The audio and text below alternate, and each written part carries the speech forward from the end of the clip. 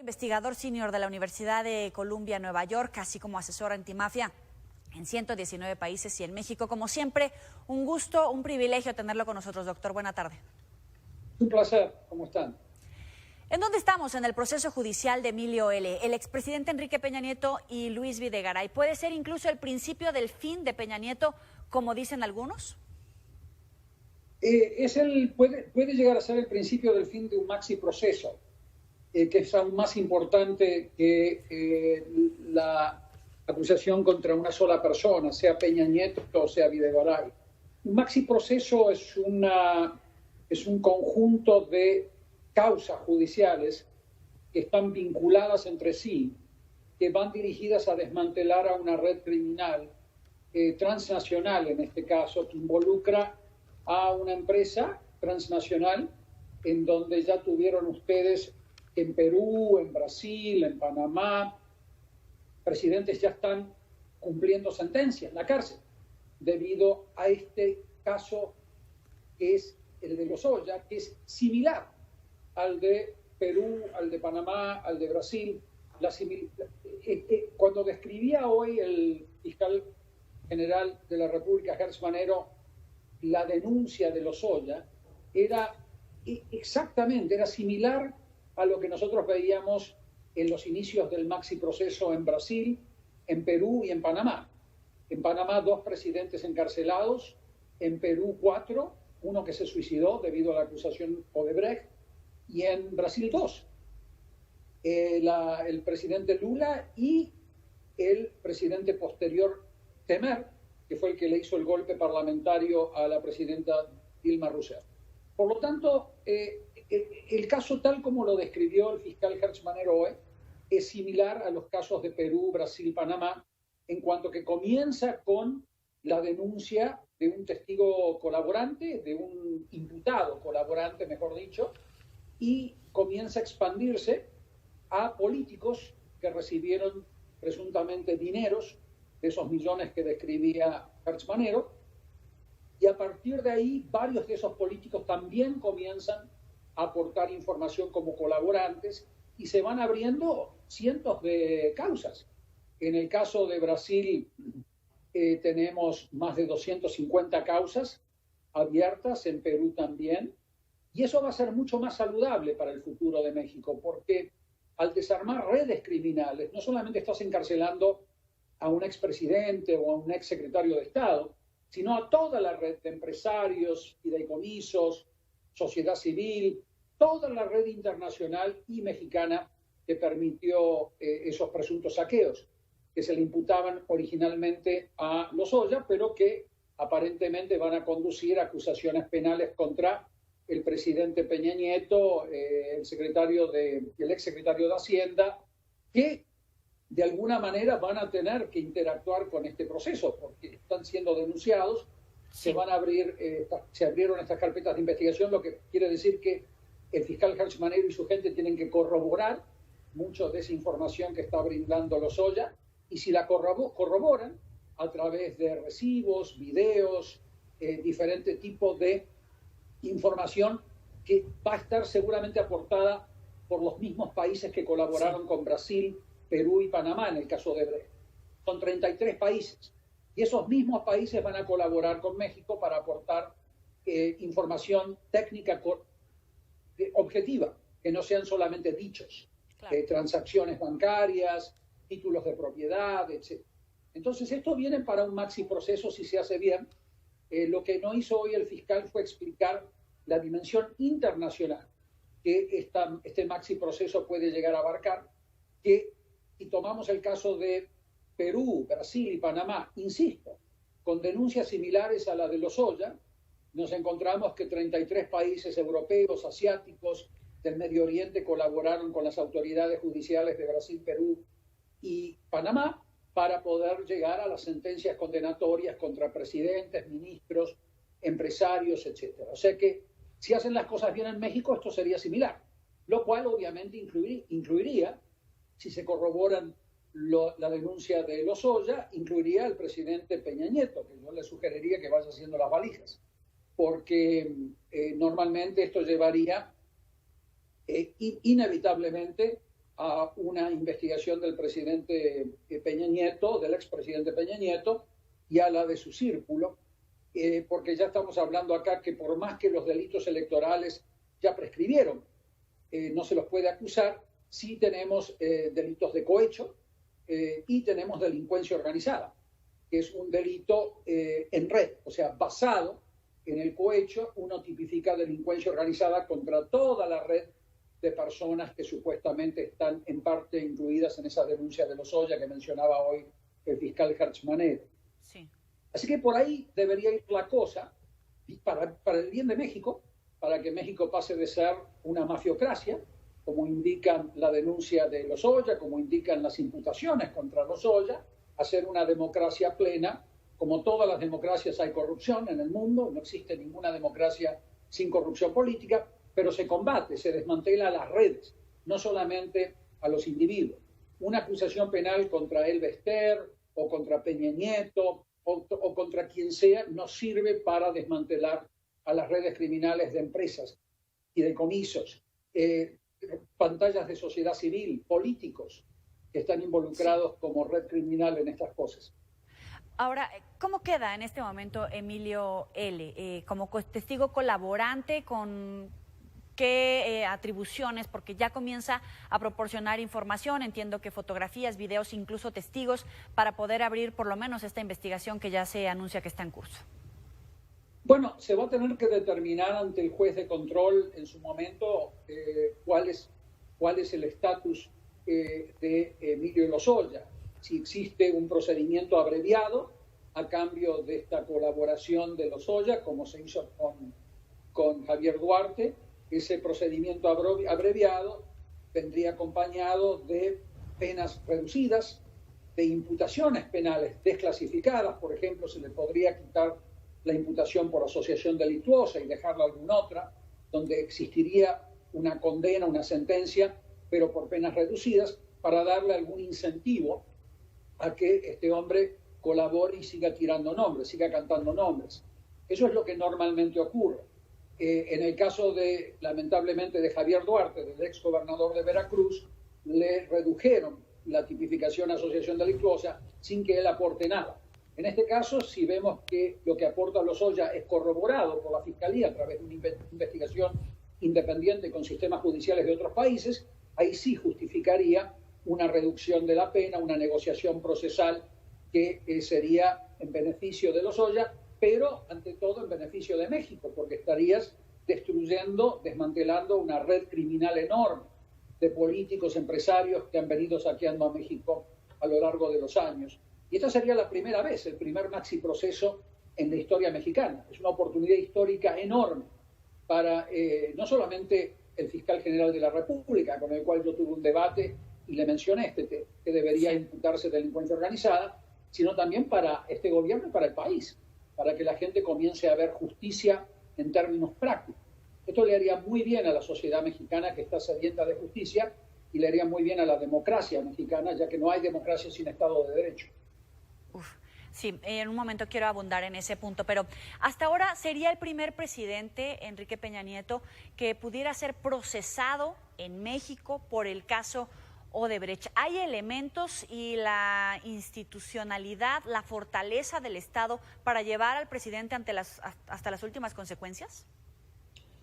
Sí, la investigación que a partir de ahora realiza, en esa carpeta de investigación que se acaba de abrir, realiza la Fiscalía General de la República, lleva a las mismas conclusiones que la denuncia, corrobora las denuncias, no hay ninguna duda que sí, habría una imputación penal contra el presidente de la República, se pediría su extradición y se sometería al procesamiento judicial mexicano, lo mismo que las demás personas implicadas, que no se mencionó los nombres a reserva. Pero el tema es que tienen que corroborar todavía los dichos, los datos que están en esa denuncia que nadie ha leído todavía, la denuncia de Lozoya. Ahora, eso lo vamos a saber dentro de muy poco tiempo, y a la hora de encontrarnos con una Fiscalía General de la República activa en imputarles causas penales a estas personas que han sido denunciadas, si se corroboran esos hechos que ha aportado Lozoya, entonces sí, nos encontraríamos ante el primer expresidente de la República de México, que sería procesado como parte de una mega causa, de un maxi proceso por delincuencia organizada, espero yo, si este fuese el caso. Porque no es caprichoso lo que yo le estoy diciendo, ya que el caso de Brecht, de país a país, ¿no? Desde que se inició, de acuerdo a usted, hace años, en Brasil, Perú, Colombia, Panamá, es un calco, es similar, de país a país. El modus operandi de Odebrecht era el mismo. Utilizaban las mismas redes de abogados, las mismas redes de empresas, la misma estructura empresarial. O sea, es delincuencia organizada del libro de texto, en donde, en el caso mexicano, los nombres son diferentes, pero los actores son iguales que en Perú, que en Brasil, que en los demás países. O sea que debería ser delincuencia organizada, y ahí sí tendríamos un caso importantísimo en la historia mexicana. Esto va más allá de la justicia, de la historia social y política mexicana. Así que tenemos que mantener los ojos bien abiertos y esperar de que el fiscal general de la República, como en toda democracia, dé conferencias de prensa semanales, no cuando él quiera, y con preguntas y respuestas del periodismo, como se hace en el Departamento de Justicia de Estados Unidos o como se hace en Francia, en el Departamento de Justicia alemán. El fiscal Hertzmanero tiene que someterse semanalmente a las preguntas de ustedes, periodistas, y de la sociedad, para ir respondiendo sobre cómo van avanzando, sin violar la secrecía de las investigaciones. Claramente está, pero se puede someter a este tipo de proceso democrático. No podemos tener a la Fiscalía apareciendo de vez en cuando y generando teorías de conspiración, suspicacias. Hay que tenerla continuamente respondiendo a estas preguntas sobre los avances de esa investigación, porque va a ser clave para llegar al fondo de esta cuestión. Si esto queda solamente con la familia de Lozoya, la hermana, la madre, etcétera, va a ser un gran fracaso histórico para México, ya que el caso de Brecht en todos los países involucró cientos de personas acusadas y a redes criminales desmanteladas. No hay excepción. El presidente López Obrador ayer y antier, ayer señaló que México vivía bajo un narcoestado en el gobierno de Felipe Calderón. ¿Hay sustento para hablar de un narcoestado como tal? Es un mafioestado, porque ustedes en México están padeciendo mucho más que simplemente narcotráfico. Narcotráfico era Pablo Escobar con actos de terrorismo, pero en el caso de México tenemos enormes cantidades de desapariciones forzadas, que es un crimen de lesa humanidad, mujeres y niñas y niños secuestrados, desapareciendo y sometidos a la trata de personas, extranjeros y mexicanos. La compraventa de seres humanos es esclavitud, es un crimen de lesa humanidad. Todas las principales redes criminales transnacionales mexicanas son principalmente dos, la de Jalisco y la de Sinaloa, están metidas en los negocios más graves, los delitos más graves que involucran crímenes de lesa humanidad. Por lo tanto, es una mafioestado, porque ¿qué hacen estos grupos criminales? Penetran al Estado, colocan a sus candidatos en las listas de los gobiernos locales, estatales, colocan a sus jueces y a sus fiscales, a quienes les pagan, colocan a empresarios con los cuales ellos lavan dinero y además obtienen apoyo logístico para transporte, galpones de almacenamiento, etcétera. Por lo tanto, es una estructura criminal mafiosa, como le llaman en Italia, compuesta por políticos, empresarios, jueces, fiscales, sociedad civil pantalla. Entonces, el Estado mexicano ha sido infiltrado hace muchos años, no ahora, muchísimas décadas a lo largo de su historia. Muchos dicen que el Estado mexicano nació con la delincuencia organizada hacia los años 1910, 1920, cuando estaba Esteban Cantú como gobernador de Baja California. No quiero empezar a hablar de historia, pero la delincuencia organizada de Estado mexicana es mafiosa. No es solamente un problema de narco. Ojalá fuese narco. Si fuese narco sería mucho más simple. Cuando nosotros revisamos las causas penales en las auditorías judiciales que realizamos en México, en todos los estados, nos encontramos con muchísimos, miles de feminicidios a lo largo de todos estos años, desde que comencé a auditar causas judiciales en el 2002, miles de feminicidios ligados a células del cartel de Sinaloa, del cartel del Golfo, de los Caballeros Templarios, del cartel de Jalisco, feminicidios, en donde mujeres son asesinadas por motivación económica, las explota, se las asesina, y eso no está siendo tipificado como delincuencia organizada. Cuando lo vemos, la Fiscalía General de la República dice, no, eso es un delito del fuero común. Eso es una gran equivocación que yo critico al doctor Hertz Manero por esa razón. Entonces, es un mafio-Estado. Tenemos a porciones del Estado mexicano que trabajan muy bien, como la UIF, por ejemplo, el doctor Santiago Nieto hace un excelente trabajo, y otras porciones del Estado mexicano han sido infiltradas por la delincuencia organizada y terminan siendo títeres de la delincuencia organizada. Entonces es un mafio-Estado, lamentablemente. Sí. Y esto no comenzó con Calderón, claro está, esto viene desde hace mucho tiempo. Lo que pasa es que con Calderón, al ser tan torpe ese gobierno, lamentablemente tomaron posiciones en los más altos niveles del Estado mexicano, y ahí tenemos el caso imputado a García Luna. ¿Hay un cálculo político del uso de la justicia por parte del gobierno, de la Fiscalía, del presidente López Obrador? Sería un cálculo político muy torpe, porque cuando tú comienzas con estos maxi procesos, la experiencia internacional te indica que va hacia políticos de todos los partidos, especialmente un nuevo partido como Morena, que albergó a políticos de otros partidos como PRD, PAN, etc. Entonces, sería muy torpe pensar que un maxi proceso como este, en donde el presidente López Obrador no sabe hacia dónde va a ir la investigación, pueda ser utilizado como arma política hacia las elecciones próximas. Es muy torpe. Normalmente, estos maxi procesos conducen, tal como se lo planteó esta mañana, a que políticos de todos los partidos sean procesados. Y aquí, lamentablemente, el presidente López Obrador se puede encontrar con que gente que está en su mismo partido ha sido comprometido por estas redes criminales. O sea que no creo que sea tan torpe el presidente López Obrador como para usar un caso como este. Si fuese un caso solamente contra una persona, como hicieron con Elba Ester Gordillo o Rosario Robles, ahí sí te diría que puede ser utilizado electoralmente, pero no en este caso. En este caso tú puedes comenzar, como hicieron los brasileiros, con 5 imputados y terminás con más de 200. Sí. Entonces ahí tienes a gente de todos los partidos involucrados. Por eso les estoy diciendo que la Fiscalía de Brasil, por ejemplo, realizaba conferencias de prensa semanalmente para actualizar todas las imputaciones nuevas que iban surgiendo y para que los periodistas puedan hacer preguntas. Eso ustedes lo tienen que exigir del gobierno mexicano y de la Fiscalía General de la República, porque este caso va a ser muy complejo. Va a haber mucha gente acusada, va a haber mucha gente muchas personas, tendría que haber empresas también imputadas, empresas legalmente constituidas en México, no solamente por donde pasó el dinero, van a existir asesores electorales imputados, gente conocida o no conocida en México. O sea que tenemos mucho por delante, mucho trabajo, y la información va a ser muy compleja, y no creo que esto se pueda usar como arma electoral. Sí se puede usar como un ejemplo de que, como sucedió con Dilma Rousseff y Lula, que las investigaciones continuaban y que el presidente Lula de Brasil y Dilma Rousseff no intervenían en las investigaciones hasta que las mismas investigaciones los tocaron ellos mismos. No te olvides que estos casos en Brasil comenzaron con la presidenta Dilma Rousseff, en donde el mismo partido de la presidenta fue acusado de corrupción y de asociación ilícita. Por lo tanto, tenemos que esperar de que estos maxi procesos van a conducir a una purga de todos los partidos, esperemos. Muy bien. Y eso es bueno para mí.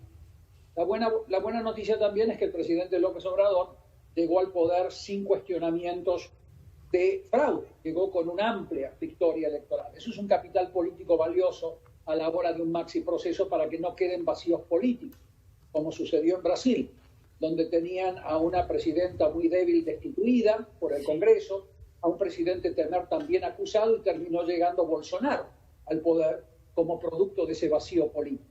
Terminó llegando el Pato Donald. O sea, en México eso no va a ocurrir a mediano plazo, porque el presidente López Obrador llegó con un gran capital político. O sea que se puede ser un crédito para la administración de López Obrador que se haya investigado adecuadamente, que la Fiscalía no haya tenido ningún tipo de interferencia en sus investigaciones y que realmente haya actuado autónomamente. Y esperemos que el doctor Hertz Manero actúe así.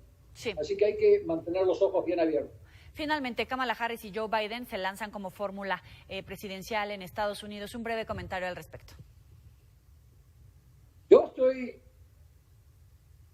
yo estoy muy contento que la senadora Kamala Harris haya sido elegida porque es la primera persona que ha llegado a esa posición a través de un mérito excepcional. Es una mujer afroamericana, por parte de su padre, la madre de la India, y es una persona que escaló las posiciones profesionales y sociales a través del mérito. Es una persona increíblemente decente, muy efectiva, una líder excepcional en la política norteamericana que se ha caracterizado por tanta corrupción, tanto abuso, tanta incompetencia durante esta administración de Trump. Es realmente una ráfaga de oxígeno ver que la señora Kamala Harris va a ser la vicepresidenta de los Estados Unidos cuando ganen las elecciones, esperemos en noviembre.